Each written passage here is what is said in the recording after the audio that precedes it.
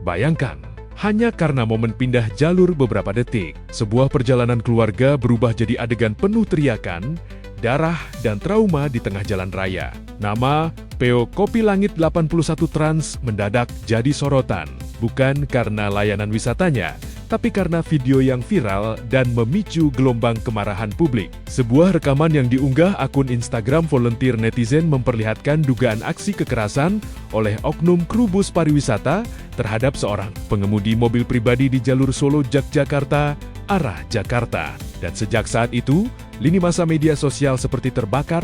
Peristiwa ini disebut terjadi sekitar pukul 1:30 waktu Indonesia Barat, siang hari. Lalu lintas masih cukup ramai. Korban, seorang pengemudi mobil pribadi, melaju di jalur kanan dengan kecepatan sekitar 40-50 km per jam.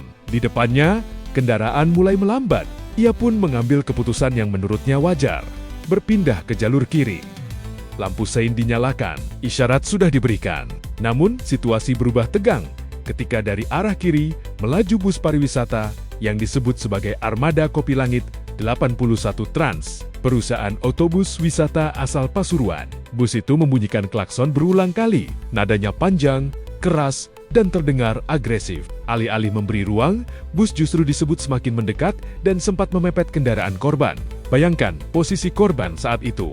Di dalam mobil, ada istri dan anaknya yang masih kecil. Di sisi lain, kendaraan besar terus mendesak. Dalam tekanan, korban akhirnya melakukan pengereman mendadak untuk menghindari kemungkinan tabrakan. Dan disinilah emosi mulai tersulut. Ketegangan tak berhenti di situ. Saat kedua kendaraan sama-sama berhenti di lampu merah berikutnya, suasana memanas. Adu mulut terjadi antara korban dan 3 kru bus. Menurut keterangan yang beredar di media sosial, salah satu kru diduga melempar benda ke arah mobil korban. Situasi yang tadinya hanya cekcok berubah menjadi kontak fisik. Rekaman memperlihatkan keributan di tengah jalan raya yang masih dipadati kendaraan lain. Suara bentakan terdengar, teriakan pecah. Dan yang paling menyayat, semua itu terjadi di depan istri dan anak korban. Insiden itu bukan hanya soal adu emosi. Korban mengalami luka fisik serius, bibirnya sobek, darah mengucur. Dari informasi yang beredar, luka tersebut cukup dalam, hingga korban harus dilarikan ke rumah sakit. Ia menjalani 3 jahitan untuk menutup sobekan di bibirnya. Selain perawatan medis, korban juga melakukan visum sebagai bagian dari proses hukum. Langkah ini penting untuk memperkuat laporan dugaan tindak kekerasan yang dialaminya. Secara fisik, luka mungkin bisa sembuh dalam hitungan minggu. Tapi trauma menyaksikan ayah dipukul di tengah jalan raya, itu cerita yang berbeda.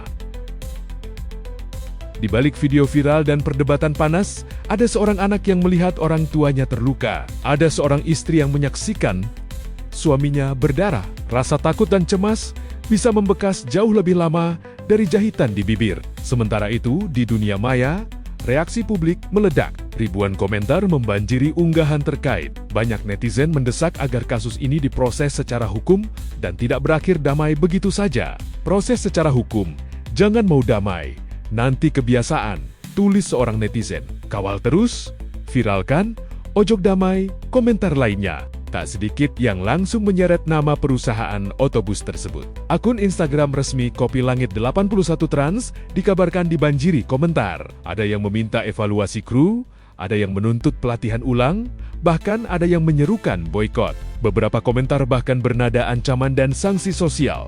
Fenomena ini menunjukkan satu hal. Di era media sosial, reputasi bisa runtuh dalam hitungan jam. Satu insiden di jalan raya bisa menyeret nama perusahaan ke ruang pengadilan publik yang tak mengenal jeda. Namun di tengah derasnya emosi dan opini, ada satu hal yang tetap penting.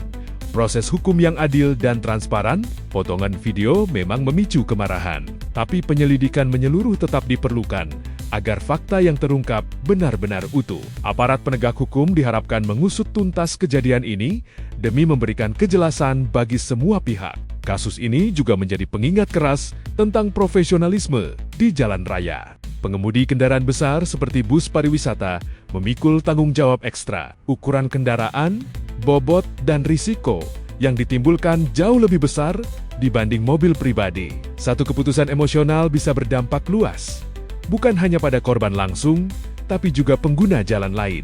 Dan bagi perusahaan, Setiap kru yang turun ke jalan bukan hanya membawa setir dan seragam. Mereka membawa nama besar perusahaan di belakangnya. Hari ini, publik menunggu klarifikasi resmi, menunggu hasil penyelidikan, menunggu apakah ada langkah tegas yang diambil. Karena satu hal yang pasti, insiden ini sudah menjadi pelajaran mahal, bahwa di jalan raya, kesabaran bukan sekadar sikap baik, ia adalah kebutuhan. Karena ketika emosi mengalahkan akal sehat, konsekuensinya bisa berdarah, viral, dan berdampak panjang. Dan ketika kamera ponsel merekam semuanya, tak ada lagi ruang untuk bersembunyi.